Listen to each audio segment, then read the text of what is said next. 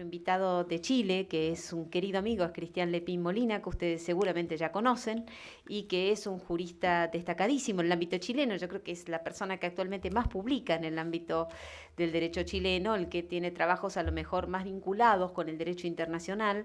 Es verdad que hay algunos juristas chilenos que conocen mucho Francia, algunos conocen un poco de España, digo yo con un poquito de picardía porque él sabe de quién hablo, pero Cristian conoce todo. Conoce el derecho italiano, conoce un poco del derecho francés, derecho español, y además ha visitado estos países, los visita con frecuencia, y en ese sentido su visión es muy rica, porque además de visitar nuestro país y otros países de América Latina, él puede en realidad contextualizar sus afirmaciones. El derecho chileno, Cristian, que ahora nos va a presentar un poquitito el desarrollo del tema del derecho de daños y los elementos del derecho civil y su presencia en el ámbito reparatorio de la familia, tiene un perfil distinto, un sesgo distinto al nuestro. Es un derecho, si se permite, y si está bien dicho, un poco más conservador en su visión de la familia que el derecho argentino, que ha ido muy adelante con el nuevo código, ¿no? Sin embargo, el dilema sigue siendo siempre el mismo. La pregunta que nosotros no nos pudimos hacer de manera teórica, que es cómo el derecho de familia, si el derecho de familia es permeable o no al derecho de daños de acuerdo con el principio de especialidad. Es decir, si la familia repele al derecho común, o si es permeable, y si es permeable al derecho común, ¿hasta qué punto? Que esa es la pregunta que ha recorrido toda la jornada de hoy, es decir, ¿cuándo lo recibimos, cuándo no? Y eso es lo que nos va a presentar ahora Cristian Lepín Molina, profesor de la Universidad de Chile, y como ya dije, un jurista destacadísimo del ámbito chileno y la verdad del ámbito argentino, porque está siempre acá. Muchas gracias. Bueno, tampoco quiero abusar del tiempo, entiendo que ya es bastante tarde, pero quiero plantear algunas ideas. Evidentemente que en primer lugar agradecer a Úrsula, también a toda la organización, a Fulvio, que ya tuve oportunidad de conversar con él antes de ingresar, por la invitación. Bueno, y por estar una vez más acá en Argentina, porque la verdad que es muy, muy grato, me siento siempre como en casa, me siento como, ya que estamos en el ámbito de familia, como un hijo adoptivo. Eh, Constantemente me invitan, porque son extremadamente generosos mis colegas, pero además también estudié en la Universidad de Buenos Aires, donde hice mi doctorado y actualmente estoy terminando mi tesis o avanzando en ella con la doctora Graciela Medina, que ustedes muy bien la conocen, quien es mi maestra por lo demás, así que siempre muy grato venir. Bueno, ¿cuáles son las reflexiones que quería compartir yo el día de hoy? Entendiendo que ya eran mesas que se iban a referir a distintas temáticas del derecho de daño y el derecho de familia. Primero, presentar una visión panorámica, por decirlo así, de cuál es la situación en el derecho chileno, unas ideas generales para que sepan ustedes más o menos cuál es la actual situación en materia de daños y familia. Y en segundo lugar, reflexionar sobre algunos elementos y básicamente sobre el elemento daño en el ámbito de la responsabilidad civil en materia endofamiliar, como dice Úrsula, que en un trabajo publicado en Uruguay, que fue uno de los que siempre tengo en mis cursos en la Universidad de Chile, como lectura obligatoria. Bueno, ¿cuál es la situación en el derecho chileno? Ya ha señalado Úrsula que el derecho chileno acostumbra a ser un derecho mucho más conservador, que las reformas siempre llegan un poco más tarde. eh, Estamos siempre discutiendo los temas cuando ya han sido regulados en otros países. Tampoco hemos tenido la posibilidad de discutir un nuevo código como lo hicieron ustedes, bien o mal, con virtudes, con defectos, como toda obra humana y con algunos detalles que uno puede estar de acuerdo o no, pero no hemos tenido la posibilidad. Nuestro código es de 1855, entró en vigencia el 1 de enero de 1855 elaborado por un célebre jurista venezolano que se radicó en Chile, que fue Andrés Bello. Desde esa fecha nunca se ha querido discutir un nuevo código, básicamente se han hecho algunas reformas y las principales reformas están precisamente en materia de familia, de una familia patriarcal basada exclusivamente en el matrimonio y vinculado directamente con la afiliación, donde existían hijos legítimos, ilegítimos y naturales, pasamos ya a un modelo de familia bastante más amplio, más igualitario, según lo que se señala, con derechos más o menos iguales, aunque todavía quedan algunos resabios por ahí, como es el tema de la sociedad conyugal, donde cada vez que lo digo en el extranjero casi recibo pifias y todo tipo instrumentos que se acercan a mí rápidamente cuando tengo que señalar que el Código Civil chileno todavía a esta altura, en el 2018, dice que el marido es el jefe de la sociedad conyugal, es el jefe de la sociedad conyugal. Y como tal tiene la administración de los bienes sociales y los bienes propios de la mujer. Lo que no deja de ser la Comisión Interamericana. Lo que no deja de ser un abuso. Hay un acuerdo que se tomó en la Comisión Interamericana, pero que no ha prosperado. Hace poco tiempo el gobierno del presidente Sebastián Piñera, que asumió hace muy poco tiempo, hace casi 30 días, ha señalado que le va a dar prioridad al proyecto de sociedad conyugal. Yo creo que ya es necesario porque resulta ser bastante vergonzoso. A esta altura, esa discriminación contra la mujer, la verdad que no se justifica de ninguna manera. En 1855 era entendible. En 2018, la verdad que no solamente era un abusivo, sino que casi ofensivo. Bueno, pero en ese contexto, ¿qué pasa con el derecho de daño y el derecho de familia? Siempre se entendió que eran caminos que no se cruzaban, caminos que iban en forma paralela, pero que no en ningún momento se comunicaban. De hecho, la mayoría de los autores clásicos tratan al derecho de familia como normas de carácter ético o moral, que no tienen un contenido jurídico y que no son posibles de cumplirse mediante métodos o medios coercitivos, ¿cierto? Mediante el uso de la fuerza. Y por lo tanto, en ese sentido no sería posible aplicar las normas de responsabilidad civil. Y bueno, a partir del primer fallo del año 2009 de la Corte Suprema, o sea, hay unos fallos previos al del 2009, pero que tienen que ver con un tema de competencia. En el año 2005 empezaron a funcionar los tribunales de familia. Nosotros tenemos justicia de familia especializada, con tribunales, con jueces que básicamente funcionan en salas individuales, pero que son tribunales de conformación múltiple. O sea, un tribunal tiene 12 jueces, pero cada juez falla sus propias causas. Directamente son juicios orales y que, bueno, tienen un sistema bastante moderno. A partir de ahí, de la entrada en vigencia de esa ley del año 2005, de la ley 19.968 que crea los tribunales de familia, se empieza a discutir el tema de la posibilidad de pedir indemnización de perjuicio a propósito de los divorcios por culpa. Entonces, los primeros pronunciamientos entre el año 2005 y el 2009 se refieren al problema de competencia, o sea, si eran competentes los tribunales civiles o los tribunales especializados de familia. Básicamente, la conclusión de la mayoría de la jurisprudencia era que eran competentes los tribunales de familia en primera instancia. Luego, a partir del año 2009, aparece un pronunciamiento por primera vez de la Corte Suprema de un caso que no se tramitó, curiosamente, en los tribunales de familia, sino que en los tribunales civiles. Se trata, muy en resumen, de una pareja que tiene varios hijos, 4 hijos aproximadamente, y cuando nace el quinto, el marido empieza a sospechar que no era hijo de él.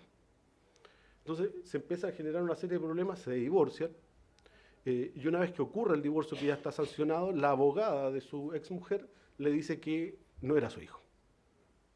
Entonces él decide presentar una acción de responsabilidad civil contra su exmujer a esta altura y contra su amante como responsable solidariamente de los perjuicios. Esa acción no prosperó.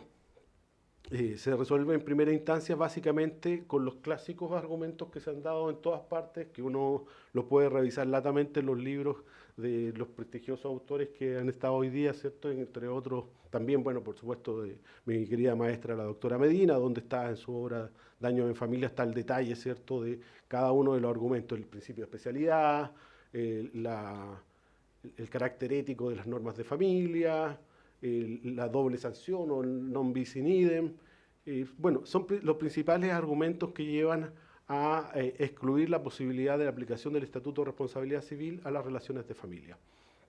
Junto con ese fallo, que es como el paradigmático a esta altura, o el leading case del tema, se presenta otro similar, pero en la Corte de Puerto Montt. Ese caso es bastante más peculiar, porque ahí existe una relación de una pareja donde la mujer es infiel y para que esto quede en el plano íntimo de la pareja, deciden llegar a un acuerdo en que ella le entrega 24 cheques por 1 millón de pesos chilenos. y alcanza a pagar 3 cheques y los demás da orden de no pago. Y es así como esta causa llega a los tribunales, por el incumplimiento. Entonces el tribunal de primera instancia, o sea, el marido pidió la ejecución y el tribunal de primera instancia se la concedió.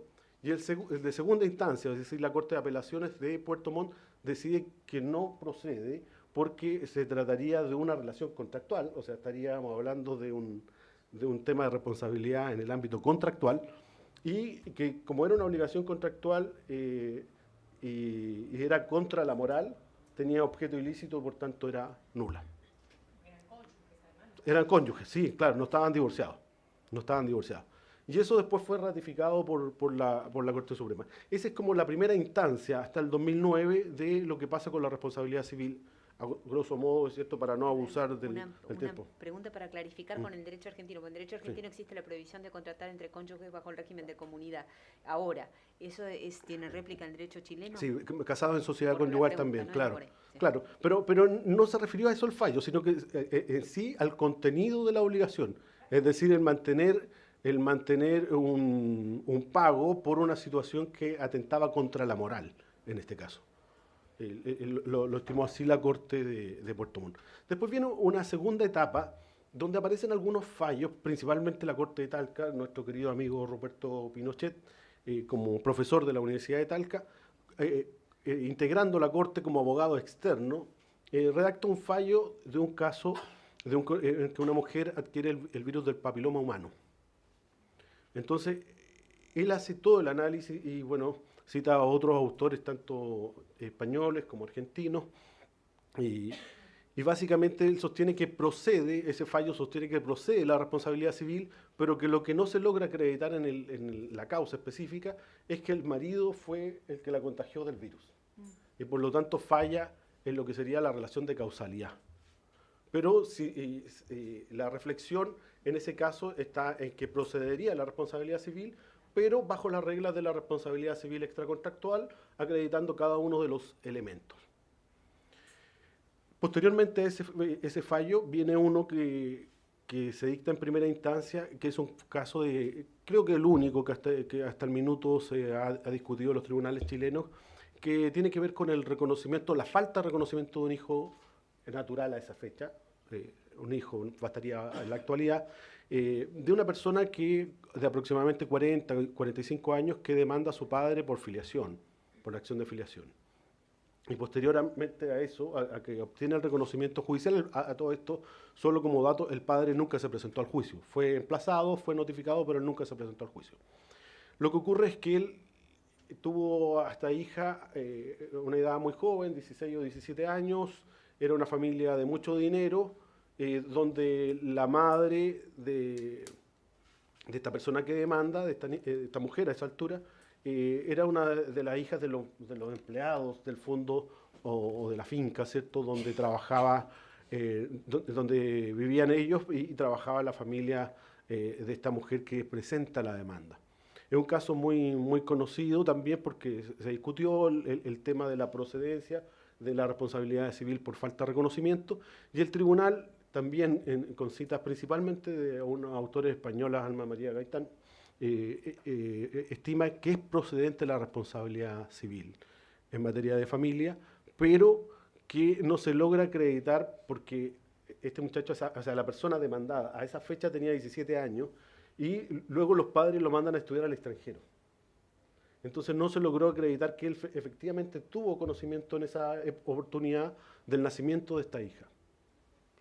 Y ahí falló también, digamos, por el problema de falta de relación de causalidad, principalmente, que han sido los casos en que pasas en una suerte de bisagra, una situación intermedia entre este pronunciamiento denegatorio primero de la jurisprudencia chilena a empezar a aceptar que procede, pero que el caso específico que se analiza no se cumplía con los requisitos, específicamente con el elemento de la relación de causalidad. Y una tercera etapa, que es la que estamos viviendo, parte con un fallo de la Corte de La Serena del año 2010, en que se presenta una acción de indemnización de perjuicio producto de un divorcio por culpa que se tramitó en los tribunales de familia y que logró sentencia condenatoria por la causal de maltrato. Después esta persona presenta una acción, pero en los tribunales civiles de responsabilidad civil, y el tribunal de primera instancia lo condena a pagar 4 millones de pesos chilenos, y posteriormente la Corte de La Serena, ya en un análisis un poco más profundo, ahí lo que básicamente se sostiene es que, el tener un vínculo familiar no excluye la posibilidad de responsabilidad civil. Y por lo tanto, todos estos principios que evidentemente alegó el demandado, porque ya estaban en el precedente que les comentaba hace un minuto, ¿cierto?, del año 2009, que la Corte había dicho esto del principio de especialidad, el carácter ético de las normas, el principio del non bis in idem, todo esto se alegó nuevamente, pero el tribunal le dijo, mire, esto no es ningún obstáculo, básicamente las personas tienen todos los mismos derechos, no por ser miembros de una familia quedan excluidos, y creo también que facilita el tema por ser un tema mucho más sensible como es el maltrato o la violencia intrafamiliar. Creo que distinto es pronunciarse sobre responsabilidad civil en el ámbito de la infidelidad, por ejemplo, que en un caso como este que es maltrato, digamos. Siempre mi curiosidad sobre el tema parte como abogado en esta situación, porque, claro, se presentó, brevemente también les comento, se presentó una señora el año 2005 a tramitar un divorcio. La institución que yo trabajaba en esa época era una institución pública que prestaba asesoría gratuita a las personas de menos recursos, y la señora se sienta frente a mi escritorio y me empieza a relatar que se quiere divorciar.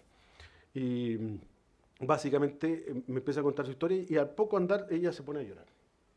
Y llora desconsoladamente, pedí un vaso de agua, la secretaria me ayudó un poco porque ahí no tengo muchas habilidades. Tengo habilidades para estudiar, pero habilidades para contener no son mi fuerte. Y después de un poco tiempo que ya logramos controlar a la señora, con la secretaria, sin ella no lo hubiese logrado, le pido que me explique cuál es la situación. Entonces me dice, mire, yo le quiero mostrar una foto. Así era yo antes.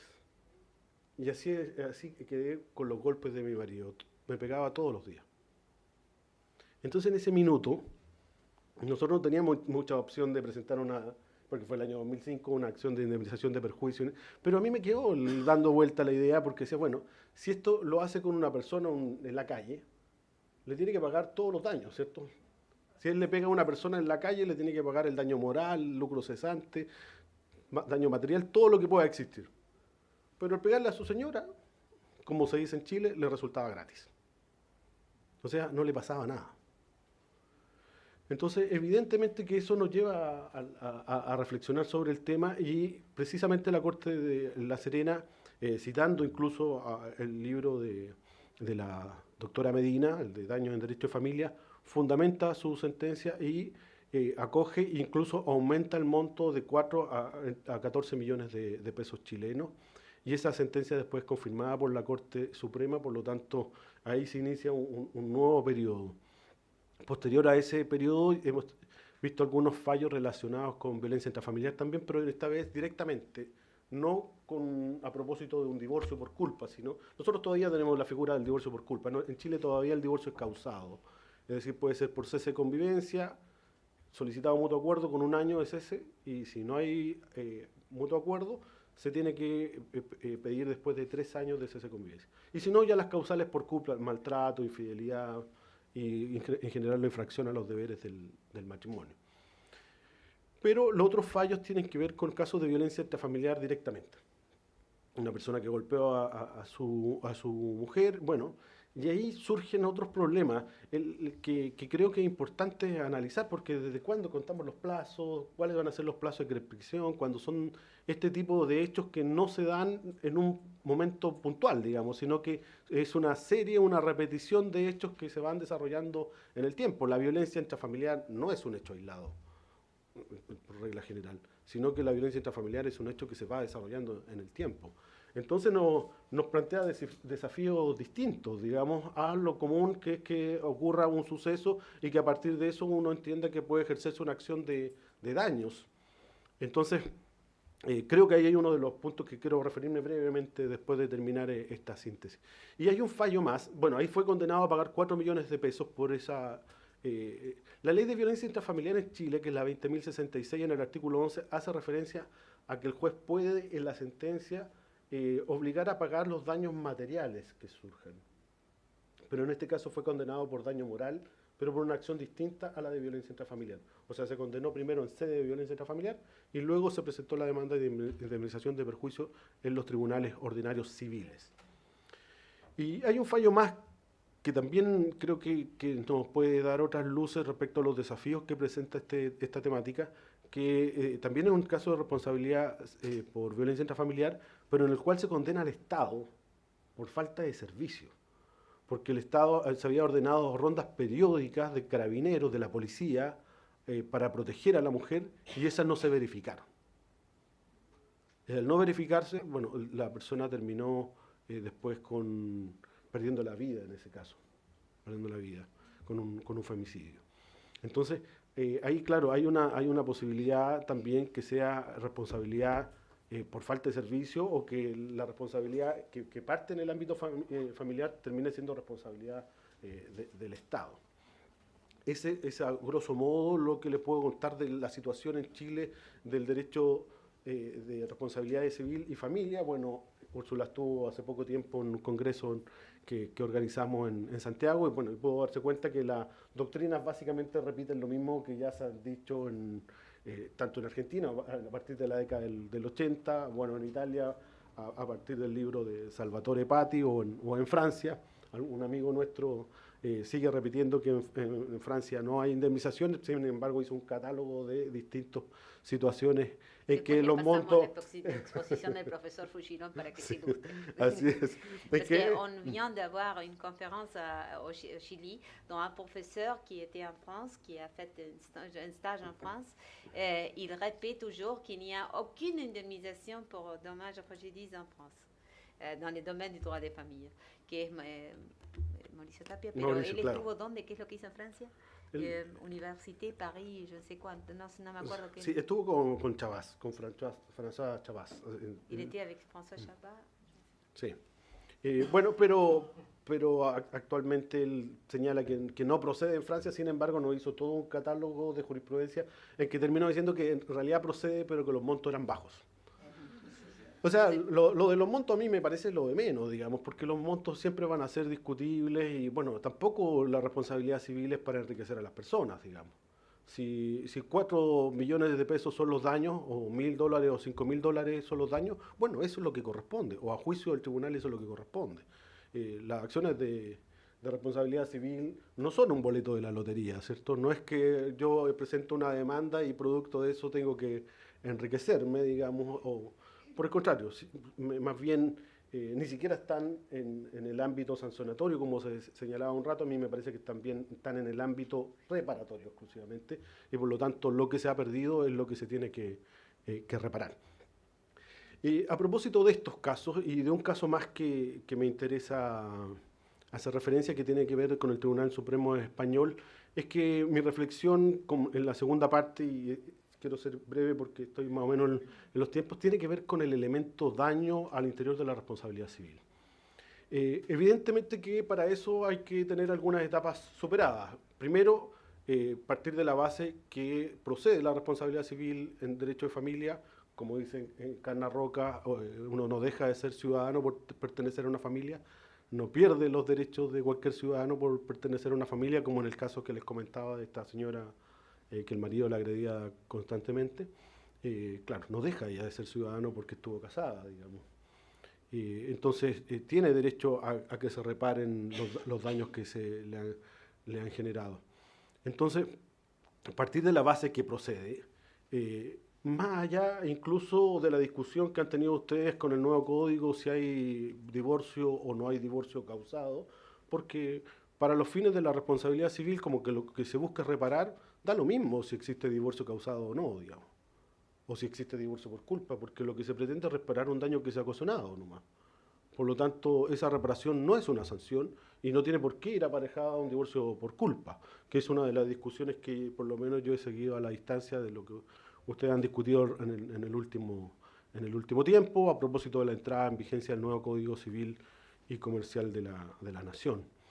Entonces, superada esa etapa que procede, bueno, después está la típica discusión si procede en sede de responsabilidad contractual o extracontractual. Básicamente nosotros discutimos en Chile si es contractual en el matrimonio y en el acuerdo de unión civil, porque el acuerdo de unión civil es un contrato igual, con la discusión propia de la naturaleza jurídica que no es necesario hacer referencia. Pero bueno, evidentemente en sede de responsabilidad, o sea, en materia de matrimonio y acuerdo de unión civil, evidentemente que puede ser discutible si la responsabilidad es contractual o extracontractual.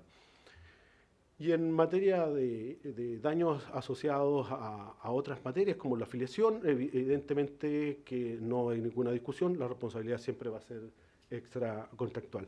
Y dentro de los elementos que a mí por lo menos me interesa reflexionar es el daño. A propósito de lo que ya les planteaba, decir, bueno, ¿qué pasa con los daños? Evidentemente que la relación de familia no es igual a una relación que se da en la contratación en general o en el ámbito de la vida en general.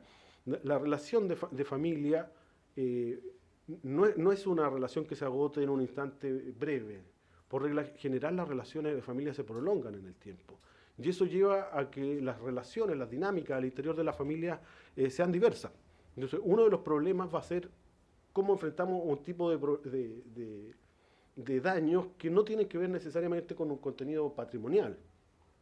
O sea, lo que tenga un contenido patrimonial, evidentemente que eso se aplica en las reglas generales. Es decir, si este señor que actúa con violencia y golpea a su mujer y además le rompe el celular, un iPhone 8, digamos, no sé, X, algo que tenga un valor importante, le rompe su vehículo. Hace un tiempo pasó en Chile que una mujer en la ciudad de La Serena, no sé, lo ubican ustedes, que es una ciudad bien turística, pilló a su marido engañándola, entonces fue en su vehículo y le chocó varias veces el vehículo, incluso lo grabó la televisión. Varias veces le chocaba a su vehículo. Tuvimos un gobernador al que le pasó eso, pero bueno. Bueno. ¿Ustedes se acuerdan? Pero entonces, a propósito de estos actos de violencia intrafamiliar, destruye su celular. Sí, destruye su celular, destruye el auto, Está no sé. justificada la mujer. Sí, podría haber algún accidente de responsabilidad ahí, no sé. Pero, claro, a propósito de eso, entonces, bueno, los daños materiales evidentemente que es fácil de asumir, ¿cierto? Pero otros daños, como el que planteamos respecto a la falta del reconocimiento de un hijo, ¿en qué consiste la falta de reconocimiento de un hijo? En la pérdida del proyecto de vida, el no poder optar a los alimentos, en el dolor, en la aflicción de no ser reconocido, en no poder optar a una posición social, económica, como han dicho algunos fallos acá en Argentina, en Mendoza específicamente. Bueno, hay distintas situaciones que uno puede plantear y que escapan al ámbito estrictamente patrimonial, porque en estricto rigor no debe los alimentos. La persona que se le imputa esta responsabilidad no debe los alimentos y por lo tanto no es que se le cobre como una especie de alimentos retroactivos. Entonces está en el ámbito más bien casi de las pérdidas de una oportunidad, de unas chances. Que claro, también se ha discutido si corresponden, algunos autores como la doctora Medina sitúan las chances dentro del ámbito patrimonial, pero a mí me parece que también podrían estar en el ámbito extrapatrimonial. Todo lo que dice con la posibilidad de relacionarse, tener una figura, por ejemplo, importante como el padre o la madre, evidentemente que puede generar un daño a la persona. Ahora, lo lógico va a ser, y lo discutíamos al almuerzo, lo lógico va a ser reconducir ese daño al daño moral, en términos amplios. Pero muchas veces tampoco va a calificar como daño moral, porque puede que no exista ese dolor, la aflicción. Supongamos que la persona nunca se enteró, tiene el mismo caso de Chile, que a los 44 años demanda a su padre de reconocimiento. Bueno, y supongamos que durante esos 44 años pensó que otra persona era el padre, por lo tanto gozó de una figura paterna y que a esa edad de 44 años se enteró de que no lo era. Entonces uno podría decir que existe daño moral. Uno dice, sí, en principio sí, pero desde que se entera, digamos. ¿Y qué pasa con los otros 44 años? Me parece ahí que estaríamos más bien en el ámbito de las pérdidas de la oportunidad, de una chance. Claro, pudo optar a otra situación como ha señalado la jurisprudencia argentina, que tiene que ver con el estándar de vida, que tiene que ver con el recibir los alimentos, con la posición social, pero que evidentemente que no podría calificarse de daño moral.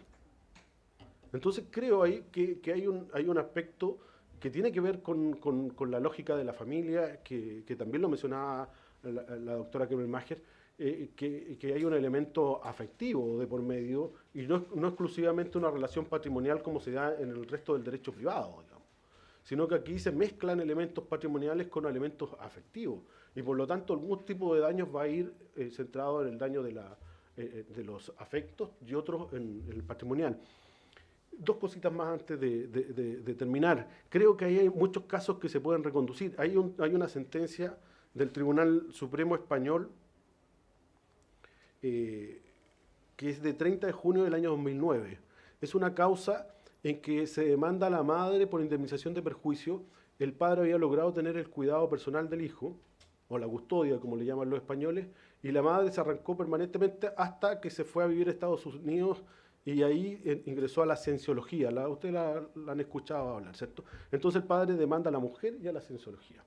Y esa sentencia fue como ponente o redactada por la profesora Encarna Roca Trías.